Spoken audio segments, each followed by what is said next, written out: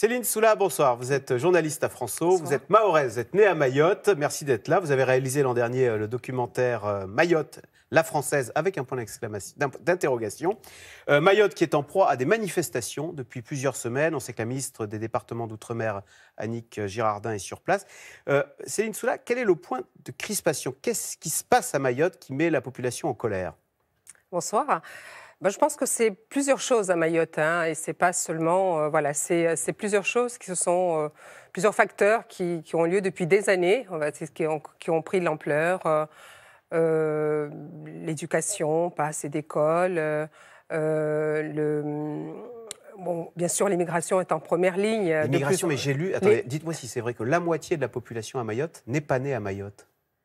Mais il y a beaucoup de gens qui viennent, des Comores, des Comores, de Madagascar aussi, et un peu de partout. On est vraiment un territoire où tout le monde arrive.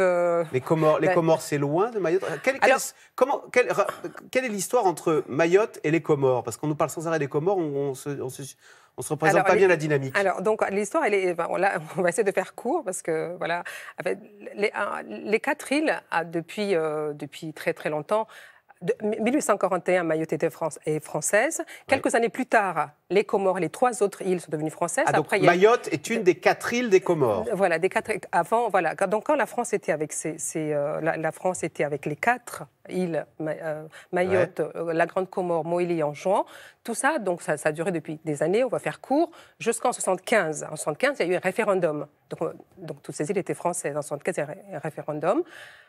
Les trois îles ont demandé leur indépendance, donc Mayotte, Anjouan et les Comores. La Grande Comore, Moélie et Anjouan ont demandé leur indépendance. Et Mayotte a voulu se maintenir, parce qu'elle était française depuis longtemps. Donc elle a voulu se maintenir dans la France. Donc du coup, à partir de ce moment-là, la séparation a été faite. Mayotte est devenue une collectivité territoriale, ensuite une collectivité départementale, et puis en 2011, un département. Donc voilà un peu rapidement. Et donc, du coup, les relations donc les îles étaient ensemble, mais on sait aussi historiquement qu'il y a toujours eu, alors si on peut dire, mais pourquoi Mayotte a voulu rester au sein de la France? Parce que historiquement, depuis toujours, depuis les sultans batailleurs, depuis le temps des rois et des reines, il n'y a jamais eu vraiment d'accord, il n'y a jamais eu vraiment d'entente, vraiment.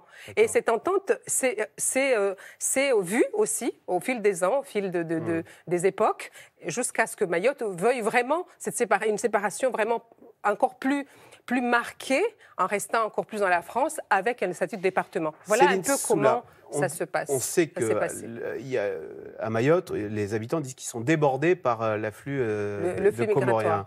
Mais pourquoi tant de Comoriens viennent à Mayotte? Alors, c'est vrai que depuis la séparation avec les Comores, donc les Comores sont devenues indépendantes, Mayotte est restée française. Donc, au fur et à mesure, les écarts économiques, les écarts au niveau de l'éducation, toutes sortes de problèmes ont commencé à naître chez nos voisins, donc comoriens, donc Anjouan, Moélie à la Grande Comore, surtout Anjouan, où on est vraiment à Anjouan, on est à 60-70 km de Mayotte. Donc quand on est dans le nord de Mayotte, à Msamboro, quand il fait beau, on voit l'île d'Anjouan.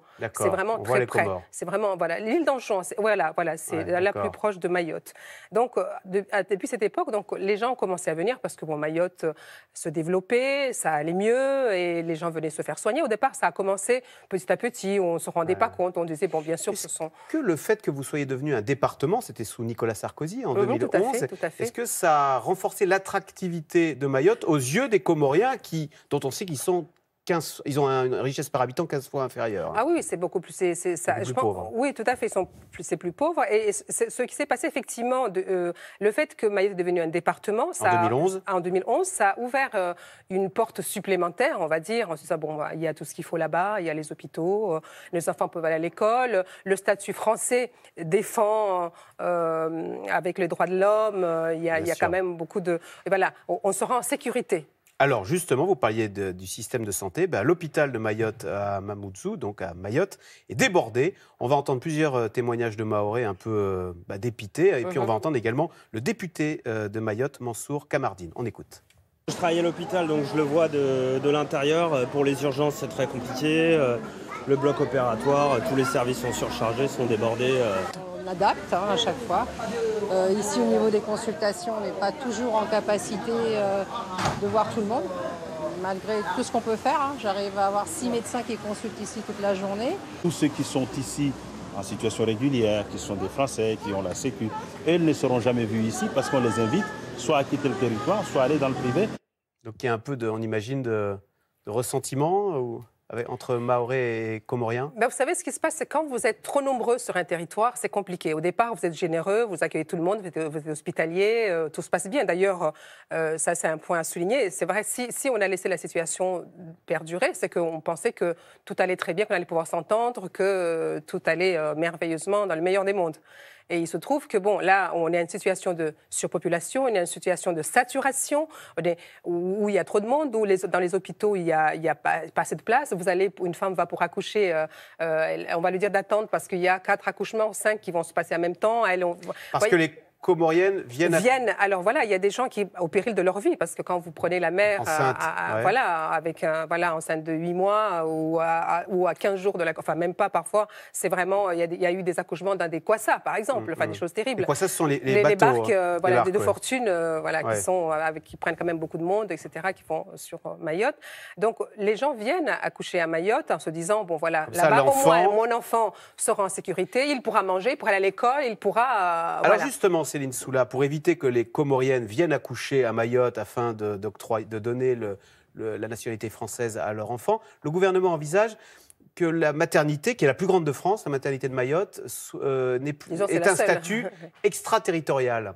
Est-ce que ça vous semble une bonne idée? Comme ça, au moins, ça ne sera plus une machine à distribuer le passeport français, enfin la nationalité française. Moi, je ne peux pas dire si c'est. Ce que je peux dire, c'est que je pense qu'il faudrait limiter, il ne faudrait pas encourager les gens en se disant, bon voilà, si je vais accoucher là, mon enfant sera systématiquement nationalité française. Je pense que ça, c'est vrai que bon, c'est alléchant, c'est pratique. C'est quand on est dans une situation difficile. Toutes les possibilités, on est prêt à tout pour sauver son enfant, pour une vie meilleure, etc. Donc, je pense que l'idée, c'est de limiter effectivement, que ça soit choisi, que ça soit pas systématique, qu'il y ait peut-être des conditions, parce qu'il y a des gens qui sont là depuis longtemps aussi. Alors peut-être que de se dire à partir d'un certain moment, ces personnes qui arrivent après, il y a un traitement différent. Ceux qui sont là depuis 20 ans, depuis 15 ans, il y a un traitement différent. Je pense que la population a doublé en 20 ans c'est une petite île, Mayotte. Bien sûr. Quand vous y retournez, ça a terriblement changé du coup. Oui, ça c'est terrible. Il paraît qu'il y a des enfants isolés, non? Moi, ça me chamboule parce que moi, j'y suis née, j'ai été élevée là-bas. Toute mon enfance, je l'ai passée là-bas. Et c'est vrai que ça me rend triste de voir ce qui se passe parce que nous sommes un peuple d'ailleurs très, très généreux. Nous avons vécu en accueillant tout le monde. Il y a 54 nationalités à Mayotte. C'est énorme. On a toujours accueilli tout le monde aux bras ouverts. Vous voyez, quand on a même des gens qui arrivent, il y a toujours des accueils chaleureux, etc. Donc, tout doucement, toute cette générosité s'est trouvée... on est presque victime de notre générosité, d'avoir accueilli tout le monde parce qu'on nous taxe aujourd'hui d'être... dur, de ne pas aimer les autres, de vouloir... Non, c'est pas ça. C'est qu'on est nombreux et quand on est nombreux, il faut réussir à réguler. Comment faire? Et ça, c'est un vrai problème qu'on n'arrive pas à résoudre. Ça devient presque insoluble, cette histoire. Parce qu'effectivement, il y a une surpopulation. Comment résoudre le problème? Par qui commencer? Qui mettre dehors? Qui garder? C'est difficile. Merci beaucoup, Céline Soula, d'être venue nous parler de votre île, dont on espère qu'elle retrouvera rapidement sa sérénité. Merci, journaliste beaucoup. à France O. Merci. Vous restez avec nous tout de suite, Caroline Roux, c'est dans l'air. La réforme de la SNCF a été présentée ce matin au Conseil des ministres. Elle prévoit la fin progressive du statut de cheminot, l'ouverture à la concurrence, le tout en passant par des ordonnances. Faut-il maintenant s'attendre à une grève dure? Cette réforme est-elle un moment de vérité pour Emmanuel Macron? C'est dans l'air est intitulé ce soir SNCF, le bras de fer a commencé.